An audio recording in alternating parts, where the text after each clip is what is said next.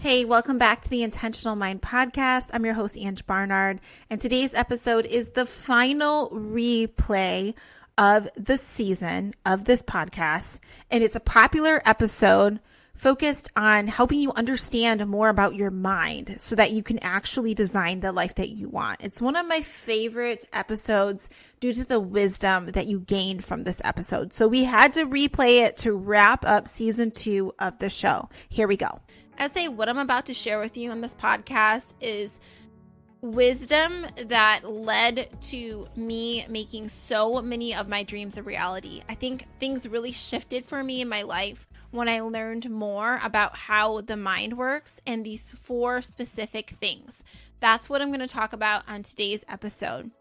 I think that if you are somebody who wants to design a life that you're really proud of and excited about, it's going to benefit you so much to know these things about your mind. So before I get on with those things, I want to welcome you to the show. If you are new here, welcome. If you've been around, welcome. I'm Ange, and I'm getting so excited because I'm about to leave for another trip. So I'm feeling all that energy. Also, again, the energy of all the things that you need to get done before, that's also radiating through me. So I'm batch recording all these episodes, and so that's what you're working with here. So I might be a little spacey, forgive me. And you're always like that, Ange. We listen to you. You're always rambling back and forth between things, but somehow it works, right? You still leave with something of value. So anyways, the story that I have pulled up right now that I'm looking at that I want to share with you because I have images pulled up on my screen is the story of Molly Seidel. So the image I'm looking at is Molly ecstatic because she just crossed the finish line of the women's marathon in the Olympics. And she made history medaling in the Olympics as the 3rd American woman to ever medal in the Olympics. It was the other thing we need to clarify is that this was the 3rd marathon this girl has ever ran. The 3rd. What? And now you're medaling the Olympics? Because you know how much training goes into being an Olympic athlete? Not that she didn't train for this, but usually when you're a marathon runner in the Olympics, you ran more than 3 marathons in your life, So this girl kind of came out of nowhere to a lot of people. That's what people are thinking. So I was really curious. I'm like, what? How did this be? So I started looking at her background and all of that because I'm nerdy like that. And I was like, was there any visioning involved in this? Because, that's where my mind goes. Turns out there was. So her 4th grade teacher had shared writing a picture of her in the 4th grade. That's super cute. And then writing that she wrote in the 4th grade about this goal that she had. So 4th grade handwriting, it says, "I wish I will make it into the Olympics and win a gold medal."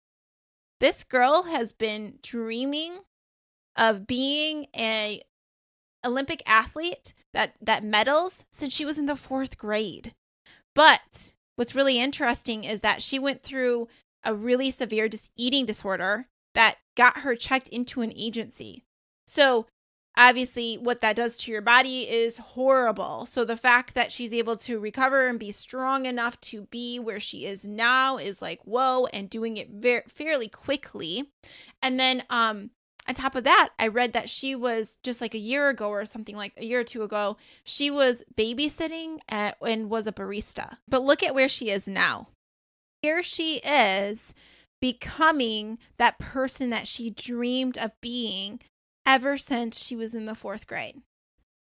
Now, some people would argue with me about this and be like, well, she said gold medal and she didn't get a gold. She got a bronze. It's okay, are you saying that this girl's a failure? What are you trying to say here?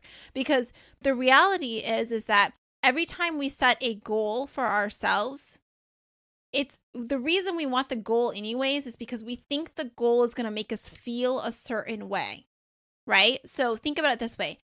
She set that goal because she wanted to feel the feelings of what it would feel like to medal in the Olympics.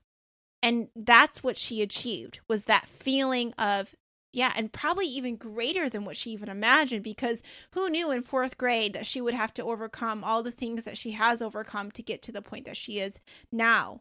All the healing that she probably had to do with her body because it was at a very broken down state.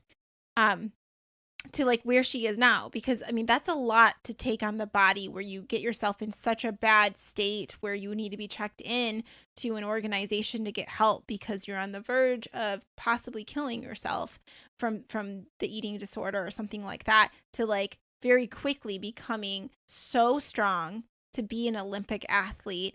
And when you only ran a third marathon, like it's your third marathon in your life, like what? So the reason that I bring up Molly's story is because, one, I want you to see that we can achieve some really awesome things very quickly and very out of the blue. But there's one thing that you must have, like one part of that recipe of designing that life that you desire, making those dreams a reality, is what?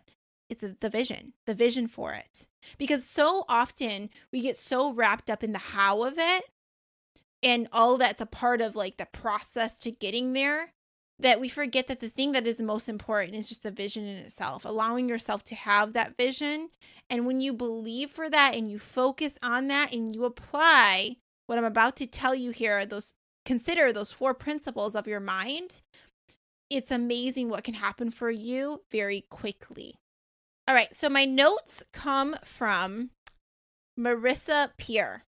So Marissa Peer is known as Britain's top therapist. And she's worked with a lot of celebrities and just a lot of people from, I guess, all different walks of life to help them overcome all kinds of trauma, deeply rooted trauma. And she's amazing at it. Her process is one that is taught and mirrored all over the world. She's very adamant that she's not like your average therapist, because her process is very much about rewiring, reprogramming the mind, and dealing with the subconscious. And I just love her stuff. Like one day, like I am going to be trained by Marissa Peer to do this deep dive work. So anyways, this is what she claims. So Dr. Peer claims this, that when you collaborate with your mind and you tell it what you want, it will do everything in its power to obtain the object of your desire. You got to tell your brain what it is that you want, right? So she says if you have an addiction to something, or even if you just have habits that you keep doing, this is because your brain believes that you want it. That's what the brain thinks. And this is where the conscious and the subconscious come into play. You know that I have some episodes on the show that dive deeper into like the subconscious part of your mind, the conscious part of your mind. So this is the deal. The subconscious is in a sense the goal getter. The conscious is the goal setter. So 95% of the results that we create in our life, it's due to what the subconscious works on, programs and habits and things like that, identity. And the 5% is what we consciously desire. So when it comes to habits and like designing new things in our life, we need to make sure the subconscious is on board, because that's dealing with 95% of the results that we're creating.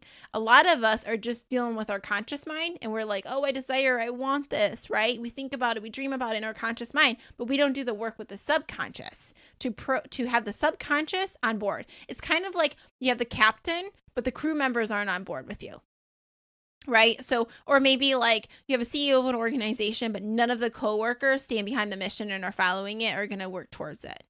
Then the mission isn't going to be accomplished then. You need them on board because they're the bulk of the organization and the results, right? So it's all about, in a sense, aligning the conscious with the subconscious. Okay, so if you have an addiction to something, it's because that 95%, the subconscious thinks that that's what you want. There was a miscommunication there. Maybe the captain said, I want this, but the subconscious is still thinking that we're working towards something else. We're not communicating very well. We're not collaborating with each other very well. And she sees it as that, like a miss in communication. So let's go here. She says that there's 4 principles of the mind that we got to be aware of. All right, so principle number 1 goes back to basically what I just said, but I'm going to elaborate. She says that you need to know that the mind will always do what it thinks we want it to. And if we don't have the results that we want, it's because we're not communicating or collaborating with it well. All right, so basically in a nutshell, well, let me tell you a little bit of story about how I've been judgy over the years. So I remember looking at people who told me that they really wanted to be healthy. Like, they're like, I want to be healthy. I want to be at this ideal weight. And I would look at them and I'd be like, really? Because your actions don't show that. You must not really want that. And you must be lying about that. Because if you really wanted it, you'd wake up earlier. You wouldn't have all the excuses that you have. You would go out of your way to eat the other certain kinds of food, right? You must not really want that. And that was before I knew about how the mind works, because now I know that you can want something really badly with the conscious mind, but your subconscious may be sabotaging it for you because the subconscious doesn't think that's what you want. There's a miscommunication happening there. The subconscious is thinking that you want to be someone else. And the reason why it's thinking that is because of the habits that you keep performing. Like, let's say you make the choice to eat the donuts in the morning that people bring to work, despite the fact that that goes against the behavior of like who you want to be. It's not in alignment, but you keep making that choice. And then after dinner, you go out with friends and you have margaritas and you eat fried chicken for dinner, whatever. You sit around a lot. Like, you start to keep acting in this way, and the subconscious is like, oh, so you want me to be this unhealthy person, right? Okay, I'll make sure to keep sending urges so that we keep this pattern running. Because that's what it does. Because it's meant to be very efficient. It's meant to, as soon as it sees trends happening, it's meant to make it so that you don't got to think about it anymore. I'm going to turn it into a habit for you. And this is where that subconscious, like, sabotaging behavior comes in for us. So the real question that we need to be asking is, how do we communicate well with the subconscious? How do we get the subconscious to know, like, this is really what I want? Because as Marissa Peer says, like, the brain's going to work for you. That subconscious is going to work for you. It's going to do what it thinks you want it to do. So make sure that it knows what it is you want it to do. And if you're not creating the results you want, it's because there's miscommunication. The subconscious doesn't think that's what you want. So how do we communicate well with the subconscious? Okay, so there's different ways. And I've talked about this before about like making your identity statements around who you want to be and telling yourself that repeatedly every day, even if you feel like you're a fraud, like, I don't believe that, but you keep saying it over and over, and it's going to be programming your mind around it. I mean, think about it. You know that a lot of our limiting beliefs are holding us back, and a lot of those limiting beliefs have come from things that were programmed in our own minds, usually from other people. So an example would be growing up in a childhood where you were repeatedly told that you were never going to amount to anything. And even though maybe right away you're like, no, that's not true, I will. Maybe you think that, but if you've been told you're over and over and over, you start to believe that at a subconscious level, and that will sabotage your success in the future. I've seen this with people who've had learning disabilities where they were told that maybe they weren't smart enough or they couldn't learn well like others. And they were told this over and over. And they start to identify with that belief. So when they get older, they continue to carry on that belief. And it makes it so that they don't seek opportunities to be in groups maybe or speak up because they feel like they don't learn well. They don't learn like others. They're not as smart as others. So then they're not going after things that maybe others would go after. Or it manifests itself in very different ways. But I've seen stuff like that through coaching where I know it's a result of programming. So the point of what I'm really trying to say is that I want you to be the person who programs your own mind versus the environment and other people. Because I mean, if you think of marketing in and of itself, like marketing is meant for you to be persuaded to buy something. It's for you to believe in something. It's a form of programming that they're trying to do. This is why you see commercials over and over, advertisements over and over for things, because in repetition, things get programmed. And you'll notice if you study advertisements that the really good ones target identities. Like it'll be like, if you want to be this kind of person, then this is the best thing for you. Or it'll start to show you like someone that's living like a glamorous life has this thing. And you're like, oh, if I want a glamorous life, then I got to get that thing. Like that's what's happening at a subconscious level, which is encourages you to buy the thing, right? Or influences you to buy the thing. So the whole point of this is that I want you to be the person that is programming your mind very intentionally. And when you're doing this, you need to know, like Marissa Peer says, that your mind is hardwired to move towards pleasure and away from pain. So know that you need to make the experience pleasurable. Like in any way that you can. You need to speak about it as if it's a pleasurable thing. So this brings me up to another point, is that when people write their goals, or even when I'm teaching people to do their I am statements, they'll often gravitate towards the negative. Like they'll say things like, I want to be debt free. And the thing with the subconscious is it doesn't know negatives. So if you're like debt free, the brain's like debt, right? And if you're saying, I want no debt, and it's like debt. Okay, focus on that, right? The same thing with like, I want to stop drinking Coca-Cola. That's my goal, stop drinking Coca-Cola. And the brain's like, Coca-Cola. So anytime I see Coca-Cola, I'm going to be like, let's get that. It's going to be focusing on that. So this is really important to think about, is your language. So what do you do instead then? How do you write it? How do you speak about it? You talk about who you want to be. So it would be like, instead of, if you're not a Coca-Cola drinker, then who are you? What kind of person do you want to be? Maybe you're like, I want to be a healthy and fit person. And in my mind, I have an idea of what that looks like. Or I want to be a healthy and active person. Or I want to be someone who prioritizes my health no matter where I am. So if you are that person, then how do you behave? Coca-Cola is not in alignment with being that person, right? So your real goal is to be that person, and it causes you to develop different habits. So the same thing with debt. If you look at debt, instead of saying I want to be debt free, you might be like, I want to be a person that has financial abundance.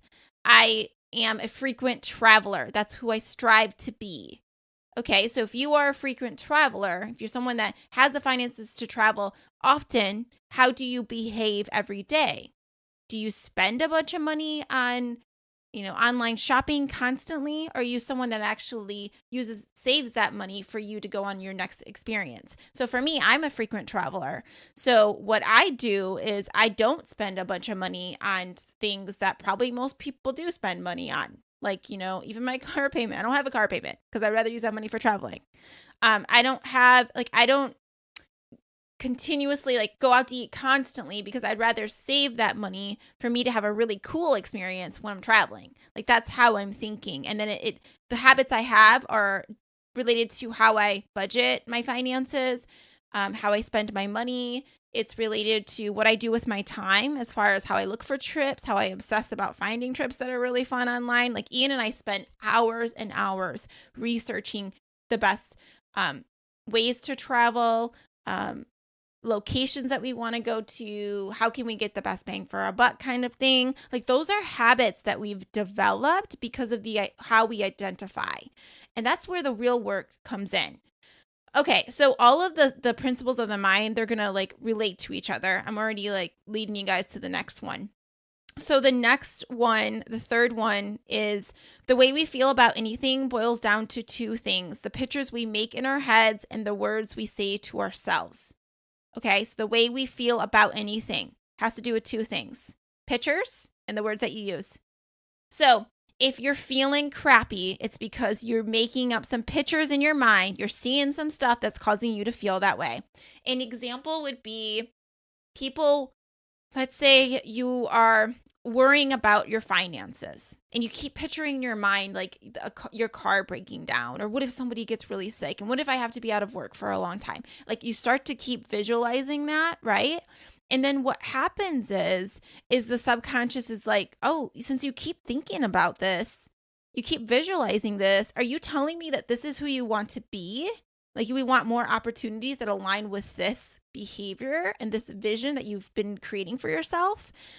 So this is where we're not intentional about this stuff. We don't do the work to program our minds, so instead we let other people program it. I think about often I see people, and I know people very near and dear to me, who seem to be the people who always are going through some hard stuff. Or it's like the people that have extreme bad luck, over and over. But when I listen to these people talk, that's all I hear them talk about.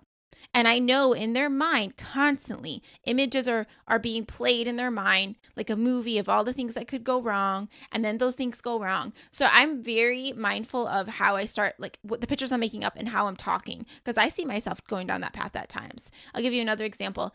Ian has been obsessing about our travels, like wondering if we can get out of the country because of all the COVID things, like that keep changing and the requirements. And he's just like, and I'm like, stop visualizing that in your mind. Because I know he's visualizing not being able to do it. And I'm like, no, no, no, no. Because there's so much power in your thoughts. And also because the subconscious is always listening and waiting for guidance. So you just want to be intentional about what's coming in the mind and what you continue to focus on. Now, I know that we're going to think these things, like these thoughts. And we also need to prepare for things. Like, I'm not saying you're never going to think about worst case scenarios, because there's actually some research behind that. That's interesting. I'll have to get on a topic of another podcast episode around that. So I won't dive into that. But anyways, basically what I'm saying is that it's not bad that you think these thoughts or you have these images in your mind. The problem is when you keep doing it over and over and over and over and over and over, because now you're doing some kind of form of programming, right? Because it's not just about actions that cause the programming. It's the thoughts repeated. That's why 95% of the thoughts we have today are the same thoughts we had yesterday. They have been programmed. And if you want to become a different person, you need to think a different way. You need to have different pictures in your mind. You need to have different language that you're using. If you're confused about what that would be, you look at someone who you want to be like and you study them and listen to what they're saying. You study their behavior, because those are ingredients that's causing the recipe, that is part of the recipe of their success. Those ingredients are causing the results that they have in their life. And it's interesting because I think a lot of work out there around goal setting and things like that, they don't dive into the mind, about how the mind really works. And it makes it so like people are so frustrated that they're not making the progress that they want. And it's because we need to do some retraining, train you to be someone different, train you to be, or in some cases, more of who you really are, Okay, so let's go to the fourth thing. Before we move on, there's always I've heard Marissa do this several times, where she makes people vision a lemon, like you think about a nice juicy lemon and you picture yourself taking a bite into that lemon. And then what's happening with your mouth? Like it's watering, right? You maybe some of us will even make that face like, oh, that was really sour, and you don't even have a lemon, but it just goes to show the power of the mind and how it's creating that experience for you, despite it actually being reality.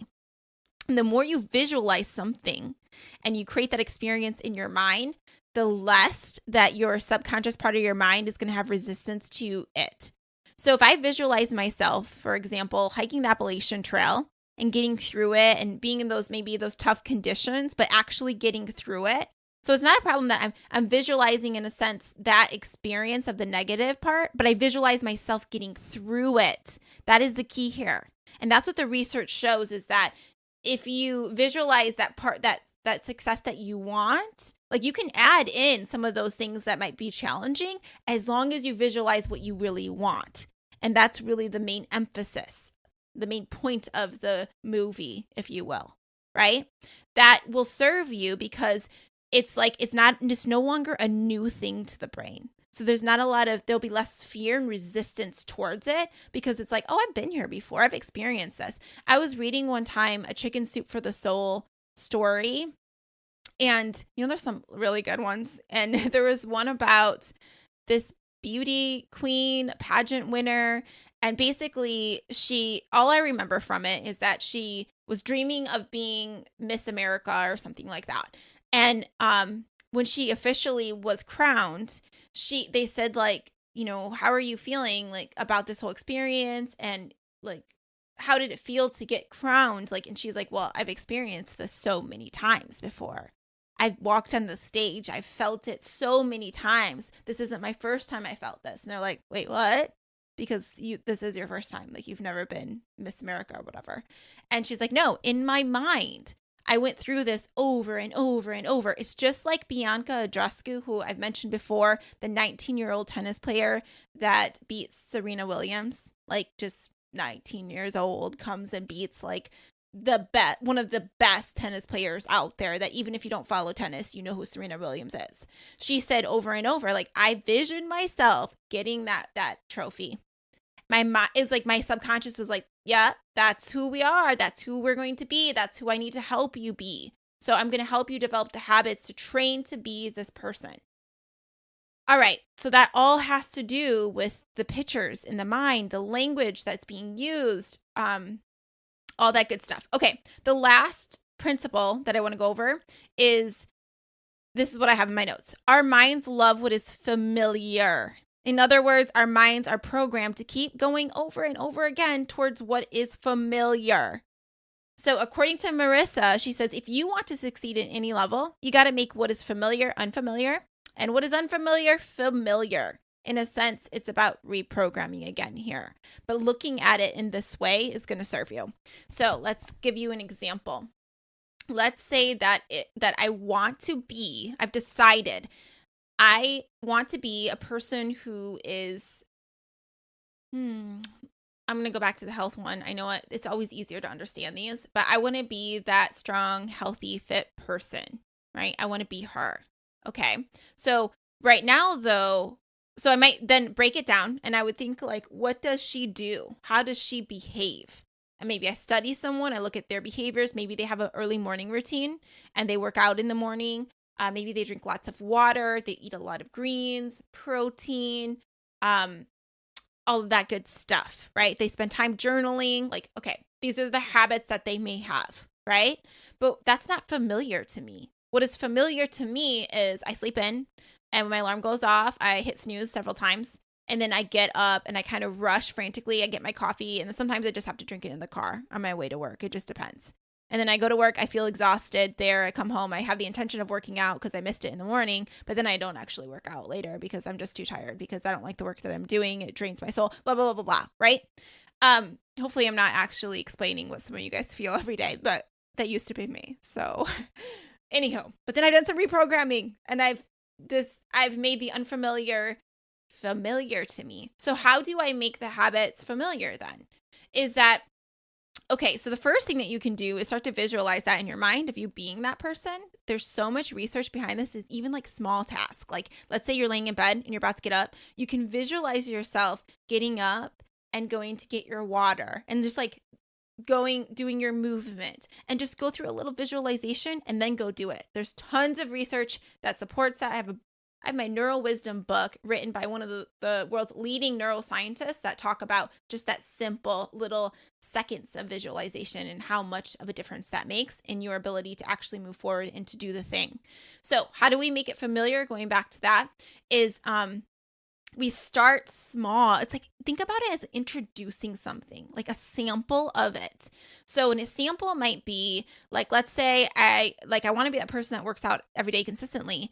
I might do 5 minutes in the morning, and that's a sample of it. And people, I always give this advice of the 5-minute stuff. I'm a queen of 5-minute exercises.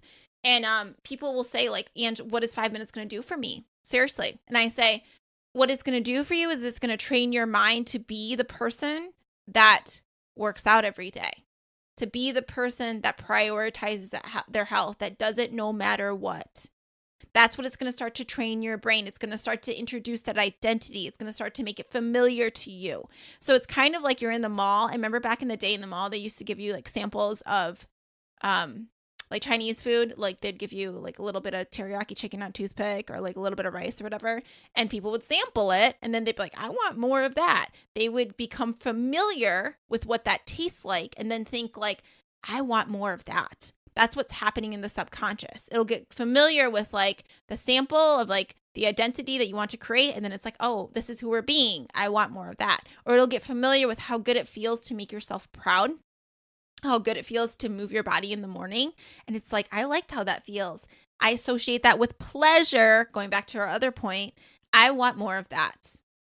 And the other thing is, don't be trying to do exercises and make it like just hell and horrible for you, you better program your mind around it being enjoyable, either like reframing what you're doing and how you focus on that, or just simply making it more enjoyable. Like an example would be, I love to go walk and like talk to friends while I'm walking. And if you and a friend wants to get healthy in that way, you could be like, hey, every day at this time, let's call each other or over lunch for half an hour and catch up and let's do a walk together while we're talking. And it's so fun. It makes walking so fun for you, or movement so fun. There's ways that you can do that. And then habit stacking is really important. Like if you already have a habit, you can stack another habit with it. So like it kind of is a trigger. So for example, if I have the habit, right now I have the habit of drinking my mushroom coffee stuff in the morning. When my kettle is going off, that's when I do my squats. It's a habit that is together with one I've already developed. So then it's another cue. It's another trigger for me. When I see the pot, I know I'm going to do my squats, right? So we'll have to have another episode all about habits and how to really develop those. But okay, so the point of that last thing was to make the unfamiliar familiar. And when we say the unfamiliar, what is the unfamiliar? It's the habits of the person that you want to be. Make that familiar to you. And then the things that you don't want, you want to make that unfamiliar. So what is already familiar, you want to make that unfamiliar. So an example would be like if you have habits around like driving every day, you go to work and there's a donut place you drive by and you always grab a donut, right? There's a habit formula there. The cues are there, like the triggers, stuff like that. So you might drive a different way to make that unfamiliar to you. So you're no longer seeing it. The same thing goes for like certain foods. Get it out of your environment so it's not familiar anymore. Things that you want more of, you put it in your environment so it is more familiar. So that's what she means by that. And you can dive deeper and there could be tons of examples of this. Okay. So I want to do a quick recap. So the 4 principles of the mind that you need to know to design the life that you want. Number 1, it's always going to do what it thinks you want it to. If you do not have the results you want, it's simply because you're not communicating well with the subconscious. It doesn't think you want that. It thinks you want something else. The second principle is our minds are hardwired to move toward pleasure and away from pain. That means you need to make the things that you're trying to do pleasurable in some way, whether with a reframe of how you look at the situation or truly adding something in the mix that makes it more fun. I remember when we used to do these audits for when I worked in county mental health, we would, it'd be like painful, like getting all the stuff together. You'd feel like it was, and it was so tedious and it was kind of boring. And we were like, we need to make this fun. So we ended up like putting ourselves in one small room. And every day we brought each other like gifts. We had like, we switched up the food that we were eating during that time. We developed little challenges and it made that experience fun. So even the boringest of things you can make fun. I used to teach a HIPAA class that was really fun. Like people would on the review say, that was so much fun. HIPAA, come on guys, how's that fun? It was fun because I made it fun. Because I added like acting gigs in there where we pretended to call and report on HIPAA violations. And then we pretended to be the people that, it was just an acting thing. It was hilarious. There's so many parts of it that were fun. And we also did like other activities in the class that were fun. But anyways, I feel like known for making the boringest of things fun. Because I tried to do that very intentionally, because there's some things that we have to do in our lives, let's be real, that are really boring and that suck. But can you make it fun? And the answer is yes. In some way, I believe you can. All right. So that made me lost my train of thought. So what is the next thing? The third point, again, is the way we feel about anything boils down to 2 things: the pictures that you make in your head and the words you say to yourself. So we need to spend some time visualizing the things that we want in the ways that we want them to happen. And then also watch our language, how we speak about things. Stop talking about all the stuff you don't want. Stop complaining about the things that you don't want to happen, right? Stop using language related to goals that you're setting that are so negatively focused, because you remember the subconscious doesn't know negatives. So just keep, even if it's one word, like some days I set intentions and I pick one word for each day. Like today was podcast, TED Talk, packing. Like, so there's like 3 words and they're just packing. My brain's getting focused on that. When I used to teach around going in, and I still teach this, about public speaking, if you're in front of the camera and you're talking about a crazy scenario, because we do this in the military, what I like to tell people is to remember like 3 words that no matter what, you're getting these words out. Think about that in your life too, because it's the language that's so important for you. It's you being intentional. It's you setting intentions, all that good stuff. And the last thing, minds love what is familiar. In other words, our minds are programmed to keep going over and over again towards what is familiar. So you got to look at what is familiar to you right now. What do you want to make unfamiliar? And what do you actually want to make familiar? And what's involved in doing that? Can you do some samples of the things? That's a good thing. All right. So pretty much, I feel like we went through everything. All right, guys, that's it. I hope you enjoyed this episode. Let me know if you did. Leave a review if you haven't. And just go out there and have an awesome day. I'll talk to you soon. Bye.